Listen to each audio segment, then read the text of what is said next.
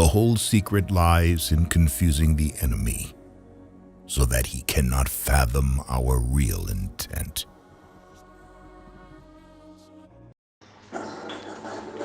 Berbicara soal rampur BTF-3F, maka alutsista ini cukup terkemuka, terutama soal kemampuan rampur BT-3F yang berguna dalam beberapa operasi. Rampur BT-3F mampu melakukan operasi angkut pasukan ke daerah terpencil. Yang dimaksud daerah terpencil seperti pulau terluar maupun daerah yang terisolir bisa mengandalkan rampur BT-3F. Belum lagi diperjelas jika rampur BT-3F mampu mendukung daya tembak bantuan tembakan. Untuk itu jelas saja jika rampur BT-3F menjadi salah satu alutsista terkemuka asal Rusia. Dijabarkan juga untuk rampur BT-3F juga memiliki daya tampung pasukan yang banyak. Daya tampung pasukan di rampur BT-3F bisa mencapai 14 orang. Dari pasukan yang banyak tersebut, maka untuk bawaan perbekalan angkutan logistik bisa dibawa oleh rampur BT-3F. Alhasil dari kemampuan tersebut, maka rampur BT-3F cukuplah canggih dan berkualitas di kelasnya. Terlebih lagi di rampur BT-3F cukup diunggulkan dalam membantu operasi pasukan pendaratan amfibi. Ditambah lagi di rampur BT-3F memiliki perlindungan balistik menyeluruh hingga Stagnak 4569 level 4. Maka dari itu rampur BT-3F mampu melindungi dari terjangan peluru 14,5 mm kali 114 mm. Belum lagi di rampur BT-3F memiliki 3 peluncur granat asap 40 mm yang disediakan di atas kendaraan. Nantinya 3 peluncur granat asap rampur BT-3F akan membantu untuk melindungi pasukan, terutama pada saat pendaratan pasukan dari rampur BT-3F dapat melindungi pasukan. Alhasil dari adanya proteksi tersebut, maka rampur BT-3F mempunyai kecepatan maksimal 70 km per jam untuk di darat, lalu untuk daya laju di air mencapai kecepatan 10 km per jam. Dengan kualitas tersebut, maka rampur BT-3F dapat menempuh jarak sampai 600 km. Dari performa tersebut, maka pantas jika rampur BT-3F menjadikan unggul akan performa. Selain itu, dijelaskan bahwa Indonesia rupanya menjadi negara pertama yang memesan rampur BT-3F.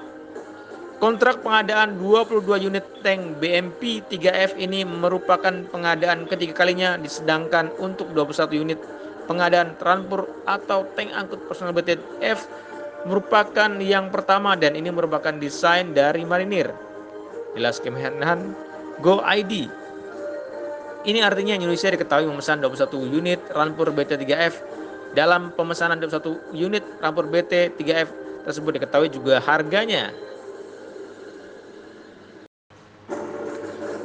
Adapun nilai kontrak tersebut masing-masing untuk tank BMP-3F senilai 108 juta US dollar dan tank rampur personel BT-3F senilai 67,200 juta US dollar.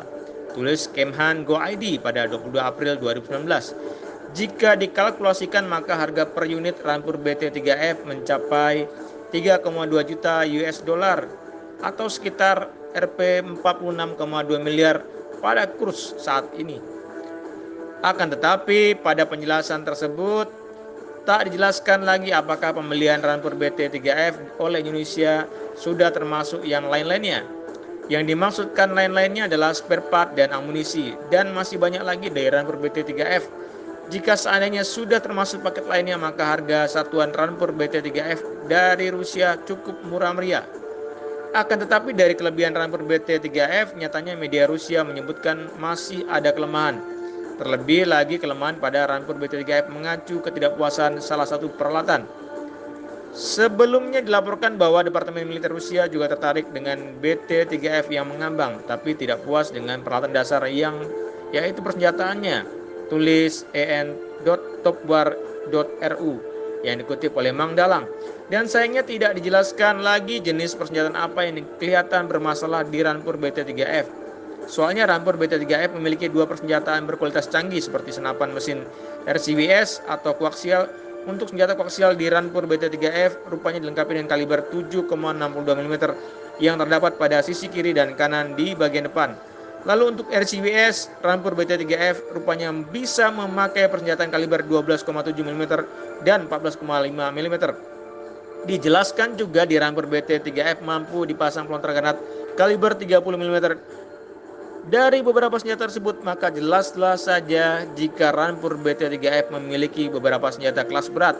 Selain itu, keberadaan Rampur BT3F nantinya akan menggantikan peran Rampur seperti BTR-50 yang sudah tua.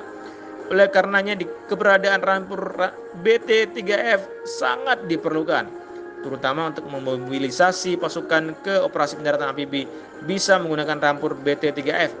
Dikarenakan peran Rampur BT3F bisa memberikan perlindungan lapis baja serta mobilitas yang cepat, apalagi Rampur BT3F bisa beroperasi dengan berbagai macam cuaca.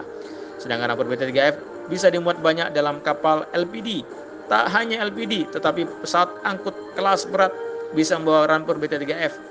Dari kecanggihan tersebut, maka Indonesia cocok menggunakan Rampur BT3F sebagai andalannya. Bagaimana dengan Anda? Please like, subscribe, serta loncengnya.